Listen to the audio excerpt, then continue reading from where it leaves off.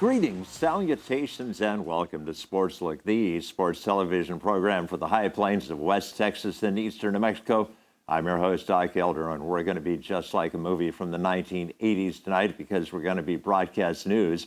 We're going to talk about a new broadcast program at Eastern New Mexico University involving sports, and that's going to bring my good friend Lonnie Berry to the set. We're also going to have Daven, the head coach of Greyhound men's basketball. I'll finish up with an overtime, but as always, I'll start out with an Eastern recap.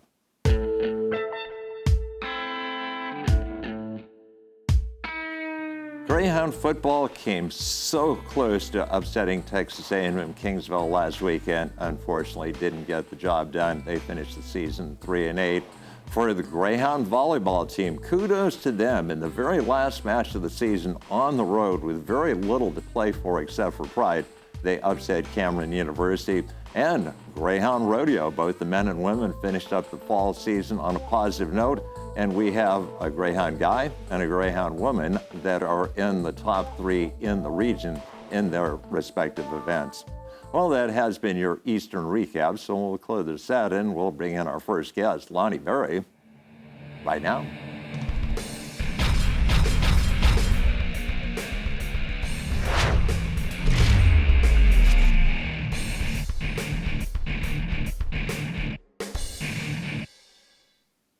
Welcome back to SportsLook, and an honor and a privilege to bring to the set of SportsLook my good friend and esteemed colleague, Lonnie Berry. And Lonnie, thanks so much for being my guest. I'm really glad to be here. Thank you.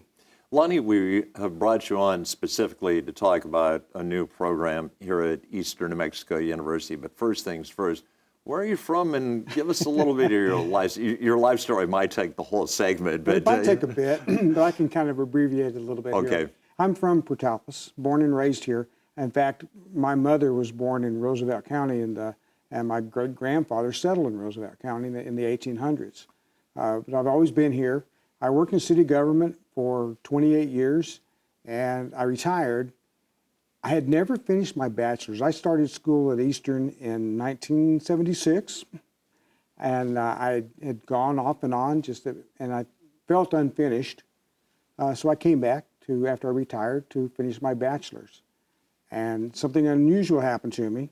I decided I wanted to major in communication. And the first thing I did was audition to be an anchor for News 3 New Mexico. And it was addictive. At that point in time, I knew where I wanted to be and what I wanted to do, even at my age. So I spent some time, as an anchor and working closely with Alan Crawford and with Patty Dobson. Patty mentored me a lot and just guided me and convinced me I could write and do things. And I published a few stories here and there. And immediately after my bachelor's, I started my master's. And I completed my master's in 2018. And as either an adjunct or a full-time instructor, I've been teaching ever since. So what was the lure of communications to begin with? I had been a PIO at the police department for a while, a public information officer, and I thought I was pretty good at it. And I, after looking at it from a journalism aspect, I was not. But, you learn. Mm-hmm. And I just kind of had an idea that was take a look and see what, and I knew some people here, and I just got my foot in the door, and I wanted to write. I wanted to write stories. I'd actually, before that, had been writing an article for the local newspaper. And I did a blog, I did a variety of things, and that kind of was my interest and start.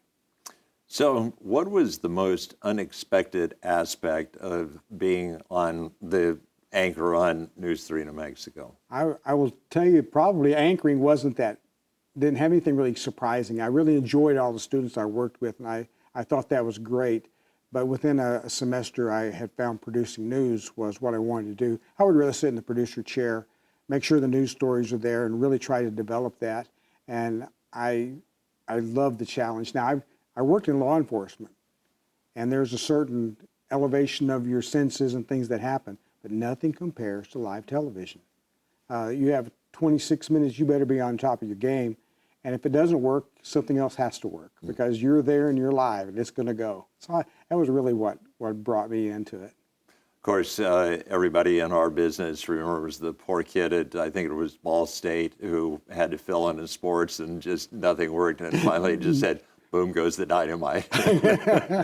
And you know, we've been very fortunate. We have had catastrophes take place, but I've always been surrounded by students that were really hungry to learn and be the best they could, and they would land on their feet and be able to recover and make what looked like is going to be just a total flop turn out to be something kind of nice. Mm-hmm. Well, as I said back at the beginning, we have brought you on specifically because there's a really cool program we're starting here at Eastern, and talk a little bit about it. I would love to. In communications, we have several emphases. One is in sports. The first one we have now is in broadcast journalism, broadcast production, public relations, and print journalism. Those have been our go-to for a while, but actually Patty Dobson a few years ago said, let's see if there's something else we need to do. So we reached out to the news agencies that hire our students and said, what could we do? What would help us? And they said, we would love for somebody to have an emphasis in sports. And Dr. Dobson was like, let's do it. That was her attitude towards most everything we addressed. So we worked on it actually for a couple of years, putting together what the criteria would look like, how we would develop it. It's an emphasis. It's not a separate degree. So there'll be a bachelor's degree in communication with your emphasis in sports media. We do want it to cover every important aspect. They need to do play-by-play. They need to be able to sit up there and watch a football game and call the plays. They need to be able to stand in front of a camera and do a sports report. They need to be able to write sports stories, sports blogs, a variety of things that need to take place. And we knew that there would be some interaction between us and the athletic department.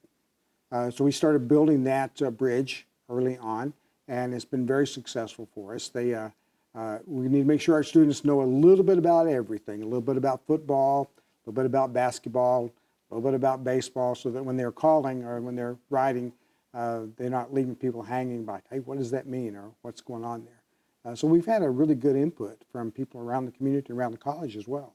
Well, talk about your working relationship with Kevin Veit, the athletic director, and with Jose Montoya, the sports information director. I will tell you, I have never in my life worked as closely with anything as I do with Kevin Veit.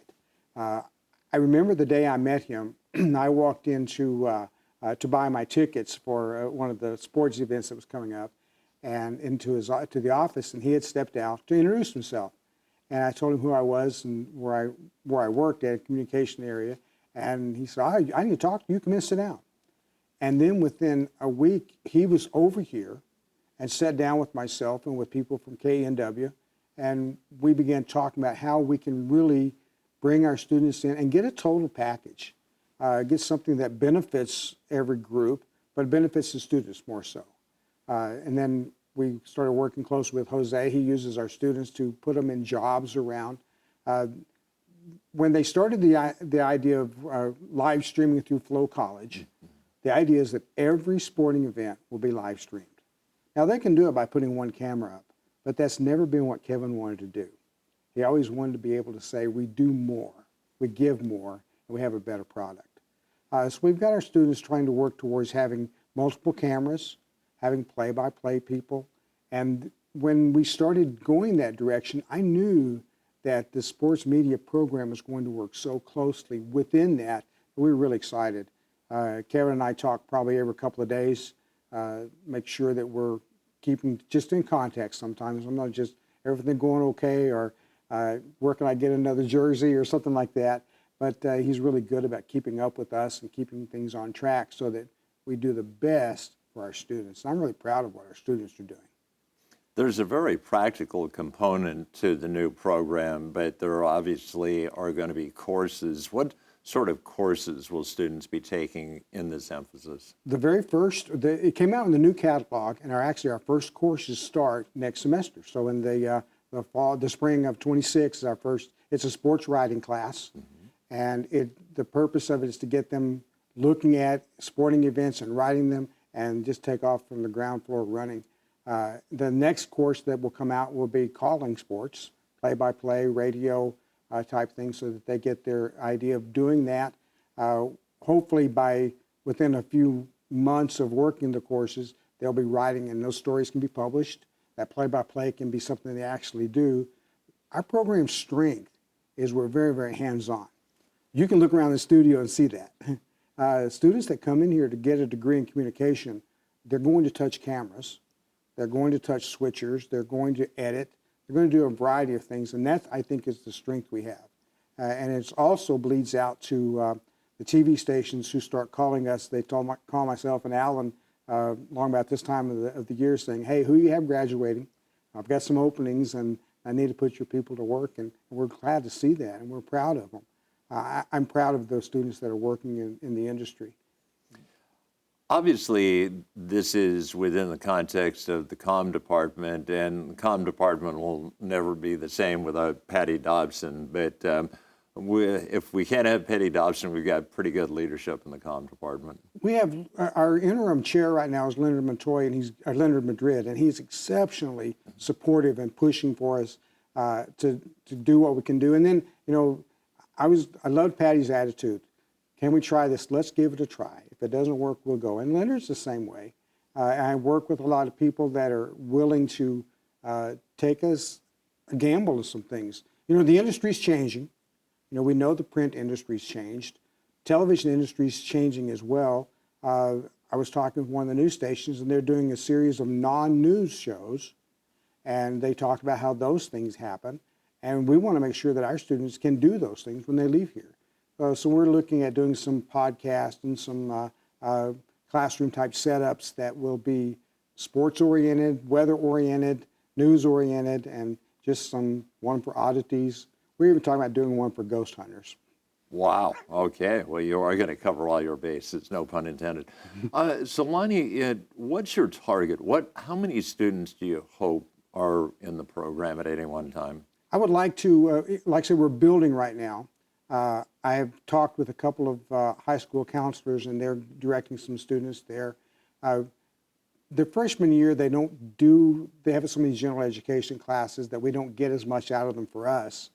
But by the time they get to be a sophomore, we really want them to be engaged and on target. I want them to work here at KNW because they get so many more tools that they won't get otherwise, and they'll be able to, they're more marketable, and they can have a better experience. I would like to see, you know, as we're starting up, it looks like I'm going to be roughly 10 to 15 students starting off in the program. And I would like to average between 20 and 25. That way we can give them a good experience, a good hands-on, and they can help the athletic department and help the TV station here as well. Well, Lonnie, we've got about 30 seconds left. If people want more information, where can they go? The ENMU Department of Communications, if you call down there, ask for me. I'll be glad to visit with you and show you everything I can about it, and we can get you started. Well, Lonnie, I'm really excited about this program, and 4 years from now, we will have somebody that could easily replace me, so that's a good thing. I wish you the best of luck with the program. Thank you very much.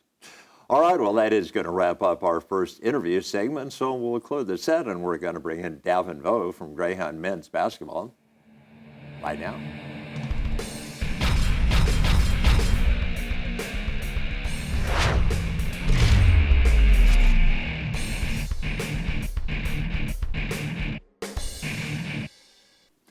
Welcome back to SportsLook, and a pleasure to bring back to the set of SportsLook the head coach of Greyhound men's basketball, Daven. And Coach, you are only 3 points away from having a perfect record at this point in the season. Doc, you're like the bearer of bad news, Doc. I remember. It wasn't too long ago, but yeah, just playing around. I know people might get offended. I'm going at Doc because he's a legend, but he has a even better sense of humor than I do. Yes, 3 points. Again, comes down to free throws. I'm pretty sure people probably think we never shoot free throws or even shoot threes at this point in practice, but we shoot a ton. It came down to free throws. You know, you could slice it how you want. They played really hard. We played really hard. I loved our effort, and I loved our process and what shots we took. But when you go 10 for 20 from the free throw line, you know, there's not much to really say, hey, we should have won this game because if we would have done this or this better. You know, you hit 75% of your free throws, you hit 70% of your free throws, you win it. And we just didn't do what it took to win a bad shooting night game. But the good news is that you didn't have to wait very long for a chance of redemption. You got to play New Mexico Highlands the next night. Close game at halftime, but you blew it open in the second half. Doc, you didn't have to wait long. It was long for us. It was long for us. We didn't sleep. You know, we're not happy when we lose at home. We feel like we have a big home court advantage. And Friday night, Fort Lewis, that was the best crowd we've had, and I don't remember how long. It was unreal. Our guys couldn't hear. And it wasn't a screeching loud like it was today. It was a very educated loud. It was a great loud. The crowd was incredible. But yeah, we looked at what we did. We got mad. We got happy. We got mad again. And then we saw the guys the next day, and we said, look, you know, the process was great. What we did was great. It just didn't warrant the outcome we wanted. And sometimes that happens. And we have to stick to the same process, continue to play hard, continue to crash glass. And then next day, we shot 18 for 20 from the free throw line. We shot it better, and then coincidentally, we won by 20.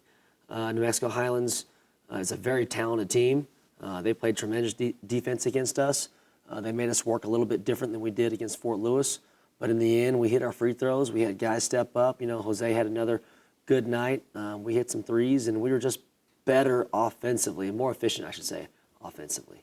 Yeah, I was just going to ask what the big difference was from one night to the other. You know, we told ourselves that we didn't want to shoot as many threes if we weren't going to hit them. And in that first game, you know, we shot 27 threes, which is very uncharacteristic of this team. Not to say we're not capable of hitting them, but when you're 5 for 27, you kind of need to go somewhere where you can be a little better. And we need to recognize that. And the next night, we only shot 16 threes, and we made 8 of them. So we were more efficient. And then, you know, to you know, capitalize on that, we were 18 for 20 from the free throw line. So I think it was more they were aware that they needed to hit their free throws and they needed to limit our three-point attempts a little more. But it kind of bothers us just because the free throw thing had changed from one night to another, and I think the guys just may have spent maybe 45 more minutes in the gym to shoot. And to think that that's the difference between winning and losing, you know, it's a little troublesome. But man, our guys work hard. Sometimes those free throws go in, sometimes they don't, and I think that should be the only game we shoot 50% or under. Coach, we don't have to just talk about the game, courtesy of Max Kreider over at Eastern. We've got film, so let's cue up the highlight reel and please walk us through it. Well, thank you to Max for getting these highlights. You know, we were battling on the glass. It's a big point of emphasis for us, big reason why we won. We had 21 offensive rebounds the night before this, and I think this night we probably had about 15. But we were much better from the three-point line shooting, and you can kind of see here, once you start shooting those threes and start making them, it makes them so much easier for our guards to get to the basket, for guys like Jose Murillo to get post-ups. Mika Tangerman, you know, our outstanding freshman who's going to have a huge impact. You know, our team, our scoring was very balanced. I believe Jose may have had 18, and we had a bunch of guys with around 10 or 11 points. Maurice Austin has just been terrific. He and Cooper are going to steal the basketball 5 or 6 times a game, and they're going to be very hard for guys on the perimeter to handle. Jose, getting more touches inside on the second night. These guys are tired probably, and we're trying to wear them out, and we're trying to use this big body in his 4th year of score. He's the best big guy in our conference, and he's likely the best big guy in the country. Didn't get a ton of preseason love, but he's highly capable of being as good as anybody. I wasn't happy with this 3. I'm not sure if you see, but I covered my face because we were trying to avoid transition threes. We were trying to be a little more subtle taking our threes, but Cooper was feeling it. Man, for a guy who's only 5'10", Mo can take it to the hoop. Easy, Doc. Let's not give away height, okay? He's probably less than 5'10". He's probably not going to be very happy I said that either. But I enjoy talking about him because he's pound for pound. He does more than anybody does. He maximizes every single, you know, centimeter that he is tall, and he's such a good player. He's our MVP. Here's Mika again. He's going to be a hard cover. You know, he's very good inside, brings that European game to us, doesn't turn it over, but just a knockdown three-point shooter. Good cut by Cooper Jackson. You know, one of your new players? Cooper's been so good for us mentally. Obviously, he brings an edge on the defensive end, but his consistency this year and leadership has been great. These 2 games, he was just very even keel and kept our guys where they needed to be. Excellent post feed by Austin. Austin Abrams, only played half the year last year, didn't start a game. Likely will be our second leading scorer. He's that scorer that we've been looking for, that can shoot the three, that can take the ball to the basket, and he's just a lot more comfortable now. The reason he's comfortable is because he returned. Yep. Not very many people are going to stop that. That big guy for New Mexico Highlands is a very good big guy. Came from East Central Oklahoma. Excellent big guy, excellent big man. Can really score it and shoot threes, but Jose's just a little much, proved to be a little much. That was kind of icing on the cake. 40 seconds left. That won it for us. Well, that sealed the deal, I should say. Yeah, if you're going to go for the steal against Jose, you better make sure you get the steal. Whoever's wearing the Shark outfit, that crew behind the basket, you guys are awesome. There might be some more costumes behind the basket for our next home game, but that crew is just awesome. You guys have an effect on the game, and our guys love seeing it. Our staff loves to see it. Doc loves to see it. Something to talk about, but you guys are really giving the Loy a great atmosphere. Well, it was interesting. We played a New Mexico team on Saturday night, and then on Tuesday afternoon, it was Kids' Day at the Loy. And That's right. Man, I tell you what, just when I think I've heard a loud arena, there's the next year, and there are even more kids there. If my voice sounds a little hoarse, it's because I was trying to overcome 2,500, 2,700 people today just yelling and screaming. I wouldn't say people. These are elementary kids. And whoever was getting them up to yell, it was pretty awesome. But our guys are a little jittery. I would say that the crowd scared our guys just as much as it scared the other team. And we started off well, but it kind of put a fire to our feet to start scoring the basketball and try to put the game away right away. And that's just not how we play. We're not a offensive team that's just going to come in and hit a bunch of threes and score a bunch of points in the first half. We're going to wear teams down. And our team, our guys just need to understand that we'll slowly get where we need to be, and we don't need to be as impatient. But I'm not going to complain about a good crowd. That crowd was unreal today. And we'll give credit where credit is due. Northern New Mexico, a long trip from Española, facing a very loud, I'm sure it's never that loud in Española. But even after they fall behind 7-0, they chipped away, and they had a couple of brief leads in the first half. They did. I think they led for 3 minutes. They hit over 13, 14 threes on us, but we weathered the storm. I think a lot of those threes may have came towards the end. But our guys did what we needed to do to get the win and continue to move. Every guy that suited up got to play today, which is awesome. It's always a fun thing. And then afterwards, our guys shake hands around the arena, and they did autographs, and that took about 30, 40 minutes. And some of those guys have never done that before. And some of these kids have never been to a game. And I can't tell you how much I want to thank, first off, our staff, our athletic staff, for filling it up and getting more people in there. I'd like to thank all the schools that came. The Portales schools, Dora schools, Elida schools, Floyd. I'm missing some, but I appreciate those administrators trusting us, busing those kids here, getting them here, and allowing them to watch a good college basketball game, because we love it. We absolutely love seeing the kids. We love doing things for the community, and that's one big way we can give back. And of course, we've got a new person by the name of Aaron, who's really brought a lot of energy into promo. Aaron Johnson's awesome.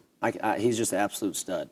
There wasn't only more people in the stands for the game and the games this past weekend, but he had lots of activities for the kids. He gave them, I don't know if they're noisemakers, but he gave them, paper-made megaphones. And he's enhancing the experience. And I believe he's making them memorable so that people come back for more. And so, yeah, hats off to Aaron Johnson. You got to start the season with 3 games at home. Now we're going to be playing 3 games on the road, including a trip up to Colorado to play a couple of pretty good squads. Yes. Let's see here. Colorado State Pueblo went 2-0 this past weekend. Metro State went 1-1, so we're getting ready to play 2 teams that's combined 3-1. Both teams are going to be in the upper echelon of the RMAC. We're going to be playing them in Colorado, so we'll be playing sort of in their hometown. Definitely Colorado State Pueblo will be a home game for them. But the good part for us is we're going to have a contingency of fans wearing green and silver because Maurice Austin is from Pueblo, Colorado. So it won't be a hostile environment. There are many Maurice Austin fans in Pueblo. So we look forward to it. Day after Thanksgiving, we open up playing against Metro State. And then on Saturday, I believe, we'll play Colorado State Pueblo. And It should be fun.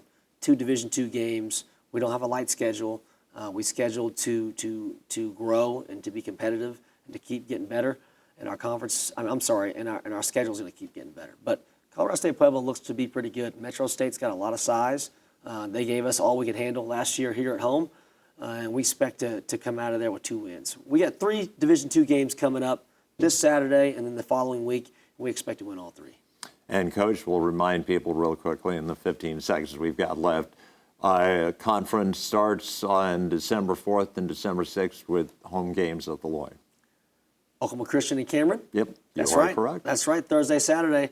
Let's get everybody there. That's the next time we're at home. Yep. Again, like I said, might have some more costumes behind that north basket or that south basket. But let's keep it rocking. Let's keep more people. Let's keep the tradition of getting people to the games and being rowdy and being involved. And we're the best show in town. That's what we feel like. And we want to put the best show on. And the only way we can do that is continue to win. But I appreciate you setting me up there for that. Absolutely. Well, Coach, best of luck. Thank you. All right, well, that is going to wrap up the interview segment of Sports Look. So what we're going to do is clear this out, and I'll finish up with an overtime right now.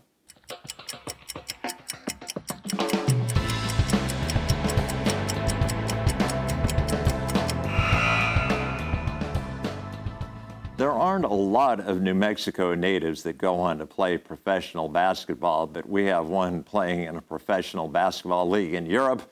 And at the most recent international competition held in Mexico City, he was the MVP of the tournament. He's a young man by the name of Scott Banforth, and you might not recognize the name, but if I tell you he's got an older brother named John Banforth, and you think, oh, isn't there a person who works for K&W by that name? Yes. So Johnny Banforth's little brother is an MVP basketball player. That's pretty cool. Well, that will wrap up in overtime, and that will wrap up an episode of Sports Look, the last one for the fall semester. I'd like to thank all of my guests throughout the course of this semester, but especially my guests tonight, Lonnie, Berry, and Daven Vo. I'd like to thank everybody who worked on my crew, and especially tonight, my floor director, Ms. Jasmine. So, until 2026, this is Doc Elder saying, so long.